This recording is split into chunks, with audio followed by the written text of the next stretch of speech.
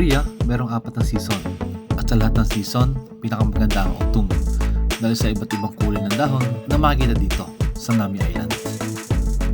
Kaya naman libo-libo ang mga local at international tourists ang dumadayo dito, lalo na sa last week ng October hanggang second week ng November. Kaya naman muli kong binalikan kasama itong mga katrabaho ko at kitang-kita ang saya sa kanilang mga mukha, lalo na sa mga first time na nakarating dito. Kumain muna kami dito sa Bukana na restaurant bago pumunta sa Nami Island dahil sa dami ng tao na kumakain sa loob mismo ng mga kainan sa Nami Island. At bumili kami ng ticket dito sa kiosk. 16,000 won ang isang tao. At marami kami nakasabay ng mga turista galing sa Pilipinas. At ang ganda ng birds na nasakyan ko. Kakaiba ito sa mga nauna ko nasakyan papunta rito sa Nami Island. At pwede ka na mag-try dito ng kanilang zipline attraction. Aabutin lamang ito ng 7 to 10 minutes patawid dito sa Nami Island. At parang ayaw ko na nga bumaba pag ganito kaganda ang kasabay mo sa birds. Pwede ka rin sumakay sa speedboat pero iba ang bayad dito. Ito nga pala ang loob ng birds plus ang dating. At habang nakasakay ka, kitang-kita mo mga view sa paligid ng lake. Ito na nga pala tayo sa harapan ng Nami Island at kita niyo naman sobrang dami ng tao ang bumisita ngayong araw. At kung tinatamad ka maglakad para libutin ang paligid ng Nami Island, pwede ka sumakay dito sa kanilang tour bus. At ang ganda ng location na to, parang sa fairy tale mo lang makikita.